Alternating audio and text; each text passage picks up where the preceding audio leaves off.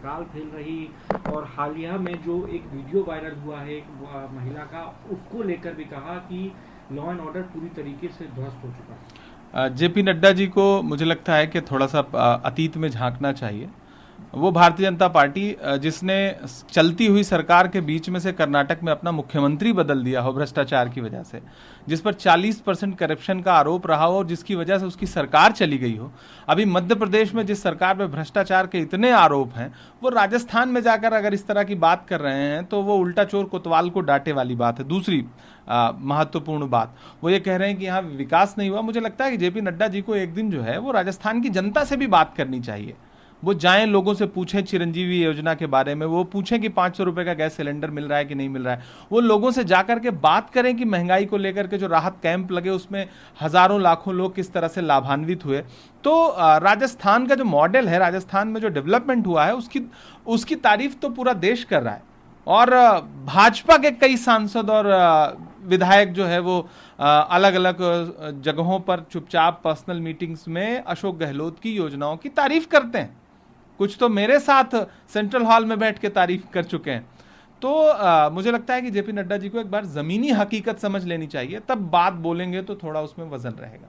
गृह मंत्री ने कहा कि 5,900 से ज़्यादा जो है रेप हुए इलाके में, और गांधी परिवार जो है सरकार को एटीएम मशीन की तरह इस्तेमाल करती रही, ये तक आरोप लगा दिया। उन्होंने कहा कि बीजेपी ने जो है राशन पहुंचाने का काम किया था गरीबों का तक, लेकिन भूपेश बघेल सरकार ने राशन छीनने का काम किया गरीबों से। जिस भाजपा के शासनकाल में मणिपुर में बेटियों को बिना कपड़े के टहलाया गया, उनके साथ बलात्कार किया गया सामूहिक, और गृह मंत्री चुप रहे, प्रधानमंत्री ने एक शब्द नहीं बोला, वो गृह मंत्री जो है वो कांग्रेस शासित राज्य में जाकर के अगर इस तरह की बात करते हैं तो ये चुनावी बात है, इससे ज्यादा कुछ भी नहीं।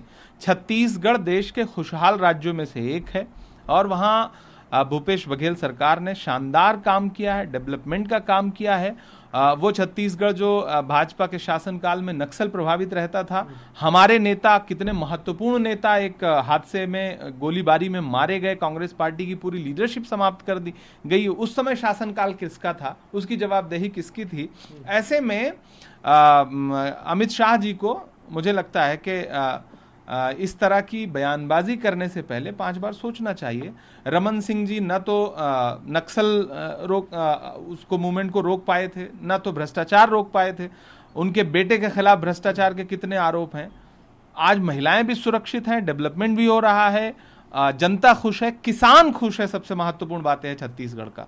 तो चाहे जेपी नड्डा जी हों, चाहे अमित शाह जी हों, जो भी ये चुनावी बात कर रहे हैं, इसमें जनता जानती है कि ये झूठ है और चुनावी बयानबाजी से ज्यादा कुछ भी नहीं।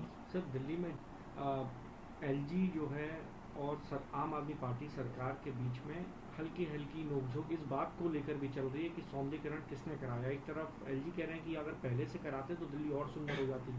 दूसरा, एक शिवलिंग की तरह जो है फव्वारे लगाए गए हैं, उसको लेकर भी विवाद चल रहा है। वो कह रहे हैं कि हमारी भावना आहत हो रही है। एलजी कह रहे हैं कि अगर उसको कोई शिवलिंग की तरह देखता है तो उसकी मर्जी है, इसमें कोई कंट्रोवर्सी नहीं है। ये राजस्थान के कारीगर थे जिन्होंने इसको बनाया और ये एक खूबसूरत इलाका जो है उसको कर रहा है। देखिए, कोई सौंदर्यीकरण का क्रेडिट कोई लेना चाहे, लेकिन सच्चाई यही है कि दिल्ली अगर आज खूबसूरत है तो वो कांग्रेस की पूर्व मुख्यमंत्री शीला दीक्षित जी की वजह से खूबसूरत है।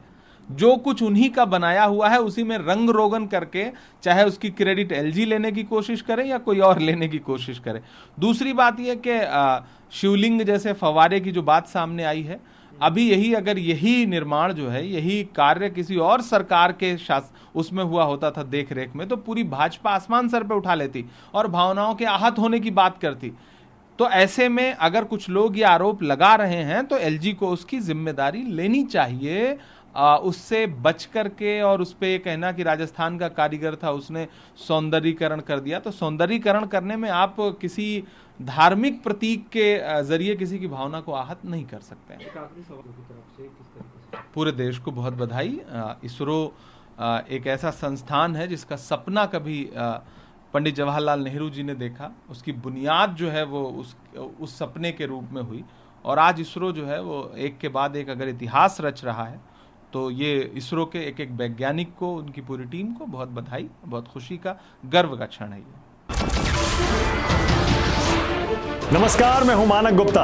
अगर आपको हमारा ये वीडियो पसंद आया हो तो इसे लाइक और शेयर जरूर करें, और हां, हमें सब्सक्राइब और फॉलो करना ना भूलें ताकि आप देश और दुनिया की कोई खबर मिस ना करें।